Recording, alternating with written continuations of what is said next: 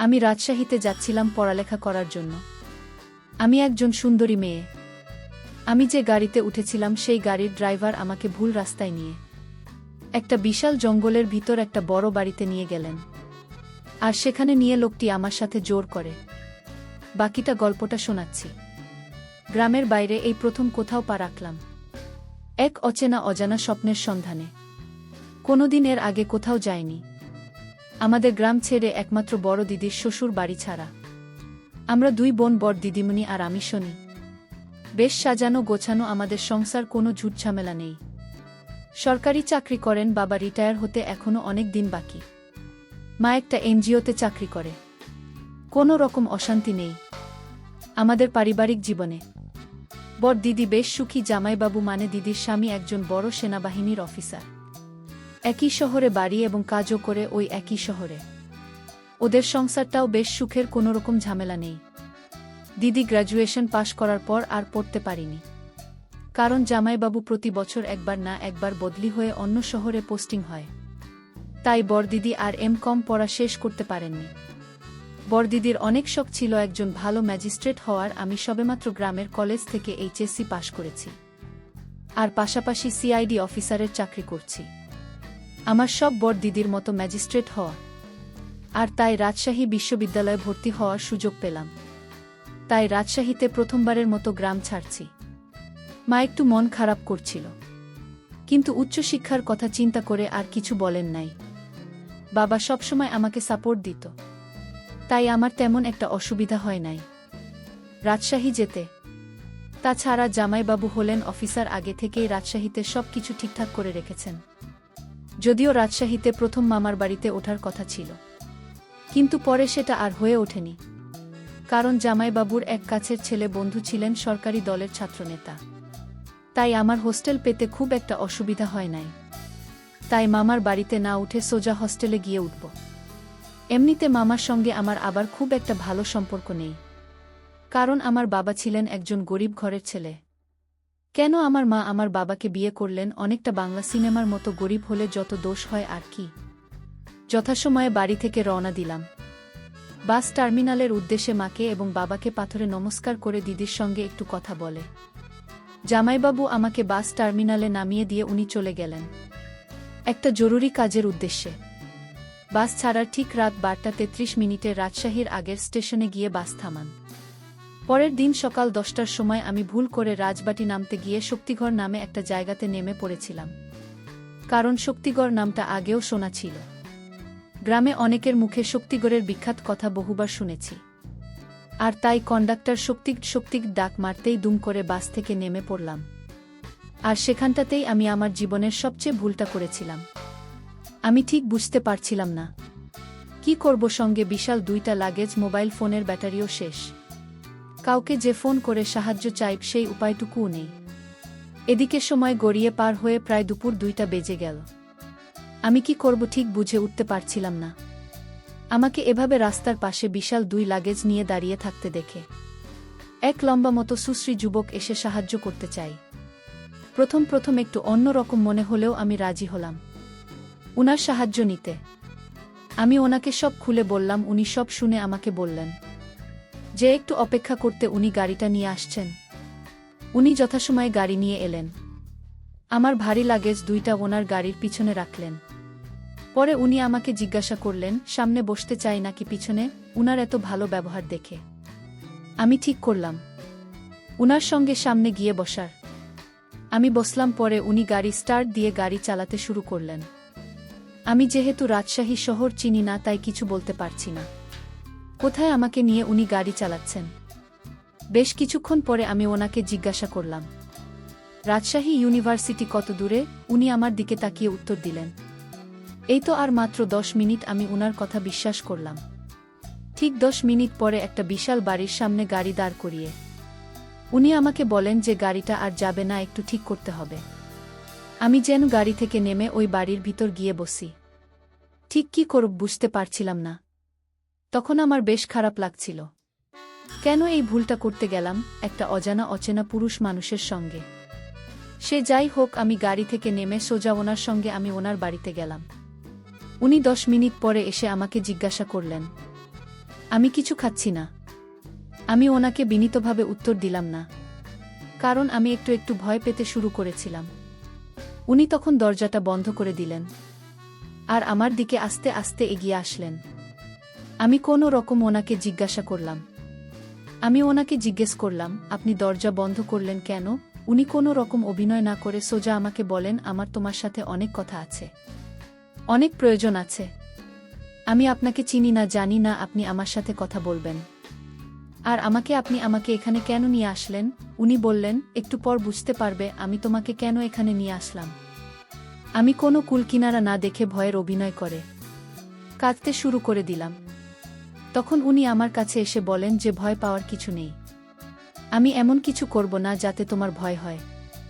আর আজ যদি তুমি আমার কথা রাখ, তাহলে তুমি এখান থেকে যেতে পারবে না। আমি তার মুখে এই কথা শুনে আশ্চর্য হলাম। আর আমি কান্নার অভিনয় শুরু করে দিলাম। আমাকে তিনি বললেন, এই তুমি এভাবে কান্না করছো কেন? আমার একটা ছোট্ট কথা রাখো। আমি সকালে তোমাকে রাজশাহীতে বেছে নেব।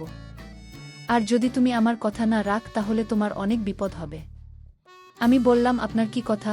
উনি বললেন, তোমার বিয়ে হয়েছে। আমি বললাম না।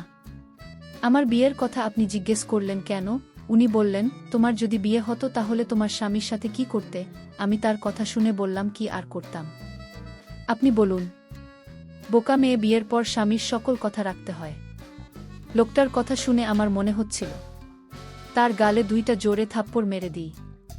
কিন্তু আমি তো এখন অসহায়, আমার পাশে কেউ নেই। আমি যদি এখন ওনার সাথে খারাপ ব্যবহার করি তাহলে ওনার ঠিক উদ্দেশ্যটা আমি বুঝতে পারব না। উনি আমাকে জিজ্ঞেস করলেন, কি ভাবছ? আমার কথা কি তোমার কানে যায় না? আমি বললাম, আমি খুব অসুস্থ, সারাদিন গাড়ি করে আসলাম, এখন আমার শরীর অনেক ক্লান্ত। ঠিক আছে, আপনার কথা আমি বুঝতে পারছি, আমি রাখব আপনার কথা, কিন্তু আজ নয়। আজ আমি অনেক ক্লান্ত। লোকটি বলল, তাহলে কাল কিন্তু তুমি যেতে পারবেন না। কাল তোমার এখানেই থাকতে হবে। আর তারপর দিন আমি আপনাকে রাজশাহীতে পৌঁছে দিব। আমি তাকে মিথ্যা সান্ত্বনা দিয়ে বললাম, ঠিক আছে, আমি কাল আপনার কথা রাখবে। আমার মনে মনে প্ল্যান তৈরি হল, কাল যে করে হোক এখান থেকে পালাতে হবে। আল্লাহ আল্লাহ করে আজ রাতে শেষ হোক। উনি তখন আমাকে কিছু খাবার এনে দিলেন। আমি বললাম, আমি খাব না।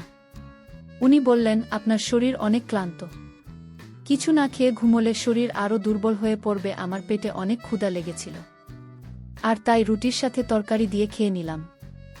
উনি পাশের রুমে গিয়ে শুয়ে পড়লেন আর আমাকে বললেন, আপনার কোনো কিছুর প্রয়োজন হলে আমায় ডাক দিবেন। আমি মাথা নেড়ে সম্মতি দিলাম। তারপর সকাল হলো। আমি ভাবতে থাকলাম কি করে এখান থেকে পালানো যায়।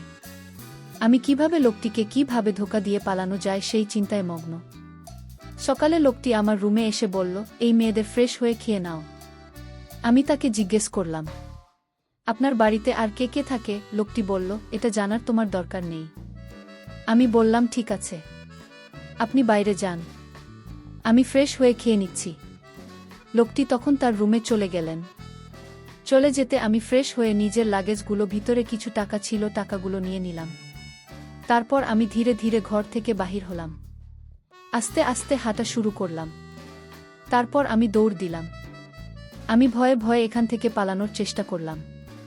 আমি কিছুক্ষণ যাওয়ার পর আমি কোনো রাস্তা খুঁজে পাচ্ছি না। আমি সামনে গিয়ে দেখলাম বিশাল বড় একটা গেট, আর সেই গেট বাহির থেকে তালা লাগানো। আমি এখন কি করব? আমি এখানে কিভাবে এলাম? আমি তো গাড়ি দিয়ে ভিতরে আসছিলাম, এখন তো বাহির হতে পারছি না। লোকটি আমাকে ঘরে না পেয়ে আমাকে খুঁজতে শুরু করল। লোকটি জানে আমি কোন দিকে আসছি, আর তাই তো উনি আমাকে সহজে খুঁজে বের করে ফেললেন। আর আমায় বললেন, আপনার সাহস তো কম না, আপনি পালিয়ে যেতে চাইছেন। যান, কিভাবে পালিয়ে যাবেন? এখন পর্যন্ত আমার বাংলাতে 25 জন মেয়ে আটক, তারা যেতে পারেনি, আর আপনি চলে যাবেন? যান। যার আয়াত কাছে তারা 2 বছর যাবত এখান থেকে পালাবার চেষ্টা করলেন, কিন্তু পালাতে পারেনি। আর তুমি কিনা এখান থেকে চলে যেতে চাইছ? আমি লোকটির কথা শুনে তার পায়ে ধরে বললাম, আপনি আমার বড় ভাইয়ের মতো, আপনি আমাকে এখান থেকে যেতে দিন। লোকটি তখন হাসি দিয়ে বলল, আমি তো আপনাকে ছেড়ে দেওয়ার জন্য এখানে আনিনি। আপনি যতই চেষ্টা করেন এই বাংলা থেকে পালাতে পারবেন না। আমি আপনাকে খুব সুন্দর করে বুঝিয়ে বলেছিলাম আপনি আমার কথা রাখলে আপনাকে এখান থেকে যেতে দিবে, কিন্তু আপনি তা না করে পালানোর চেষ্টা করছেন। এখন তো আর যেতে পারবেন না। ওই মেয়েদের সঙ্গে তোমার থাকতে হবে। আমাকে তখন বলল, চলুন আমার সাথে, নইলে আমার আসল চেহারা সম্পর্কে আপনার ধারণা নেই। তাই আপনাকে ভালো করে বলছি, আপনি আমার সাথে চলুন। আমি কোনো উপায় না পেয়ে আমি তার সাথে গেলাম।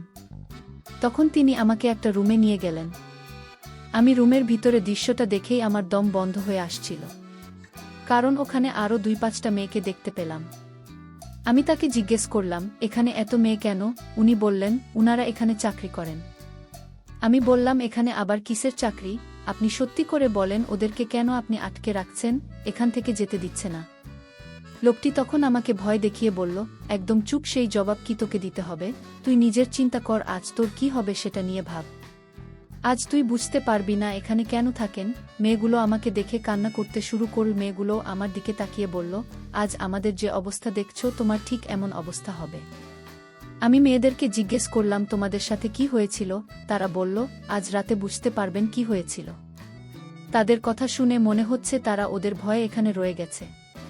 আমি মনে মনে চিন্তা করলাম, আজ রাতে কি ঘটবে আমার সাথে আল্লাহ জানে। আমার তো খুব ভয় হচ্ছে তাদের মুখের কথা শুনে। আমি তো এখান থেকে পালাতে পারবে না। মনে মনে ভীষণ চিন্তা হচ্ছিল। সন্ধ্যা ঘনিয়ে আসছে। আমার মনের ভিতর ভয় বেড়ে চলেছে। আমি কেন গাড়ি থেকে নামতে গেলাম? আজ যদি আমি গাড়ি থেকে না নামতাম তাহলে হয়তো আজ এমন বিপদে পড়তে হতো না। নিজের একটা ভুলের জন্য আজ আমার এমন পরিস্থিতি। আমি এসব চিন্তা করছিলাম। হঠাৎ দেখলাম লোকটি আমার পিছনে দাঁড়ানো। আমাকে বললেন, আমি তোমাকে ছেড়ে দেব, তবে আমার একটা কথা ছিল, যদি আমার কথা যথাযথভাবে পালন করো তাহলে তাদের মতো তোমার অবস্থা হবে না। আমি বুঝেছিলাম লোকটা আমার সাথে মিথ্যা কথা বলছে। আমি অসহায় অভিনয় করে বললাম, সত্যি আমাকে এখান থেকে যেতে দিবেন? যদি আমাকে ছেড়ে দেন তাহলে আপনার প্রতি আমি সারা জীবন কৃতজ্ঞ থাকব। লোকটি বলল, এখন রুমে আসো। আমি রুমে যেতে লোকটি দরজাটা বন্ধ করে দিল। আমি বললাম, দরজা বন্ধ করলেন কেন? লোকটি বলল, রাতে কি কেউ দরজা খুলে রেখে ঘুমালে নাকি? চোর এসে ঘরের জিনিসপত্র সব নিয়ে যাবে। আমি বললাম, তাহলে আপনি রুম থেকে বের হন। উনি বলল, আমি তো রুম থেকে বের হওয়ার জন্য রুমে আসিনি। আমি লোকটিকে বললাম, আপনি আমাকে দয়া করুন, আপনি এখনই রুম থেকে বের হন। লোকটি তখন আমায় বলল, আর একটা কথা বলবি না, একদম চুপচাপ থাকবি, আর আমি এখন যা বলব তা পালন করবেই। আমি লোকটিকে ধমক দিয়ে বললাম, এই তুই আমাকে চিনিস? আমি কে? লোকটি বলল, তোকে চিনে আমার দরকার নাই। আমি এখন যা বলবো তা যদি না শুনিস তাহলে এখনই বুঝতে পারবি তোর কি অবস্থা হবে। আমি লোকটি বললাম, শয়তান, তোর চিন্তা কর, তোর অবস্থা এখন কি হবে। আমি আমার পকেট থেকে আমার কার্ডটি বের করে দেখালাম। সে আমার কার্ড দেখে চমকে উঠল। তুই হয়তো চিনিস না আমি কে। আমার পরিচয়, আমি একজন সিআইডি অফিসার। আমি এতদিন এখানে যা করেছি, গাড়ি থেকে শুরু করে এ পর্যন্ত সব আমার অভিনয়। আমি তোর আসল রহস্য খুঁজে বের করার জন্য তোর সাথে নাটক করেছি। লোকটি আমার কথা শুনে বলল, আমায় মাফ করে দেন, আমার কোনো দোষ নেই। ওই রুমে যে মেয়েগুলো বন্দি দেখলেন তা আমি করিনি, আমার বস করেছে। সে প্রতি মাসে মেয়েদের পাচার করে। আমি লোকটিকে বললাম, তোর বসকে আসতে বল। লোকটি তার বসকে আসতে বলল। তার বস আসতে থাকে। আমি হাতকড়া পরিয়ে জেলে নিয়ে গেলাম, আর বন্দি মেয়েদেরকে তাদের বাবা মায়ের কাছে যেতে দিলাম। বন্ধুরা, আজকের গল্পটি কেমন লাগলো তা অবশ্যই কমেন্ট করে জানাবেন। আর হ্যাঁ প্রিয় বন্ধুরা, গল্পটি ভালো লাগলে অবশ্যই কমেন্ট করে জানাবেন। আর নিয়মিত এমন আলাদা স্বাদের গল্প শুনতে ভিডিওটিতে লাইক এবং চ্যানেলটিকে সাবস্ক্রাইব করে সাথেই থাকুন।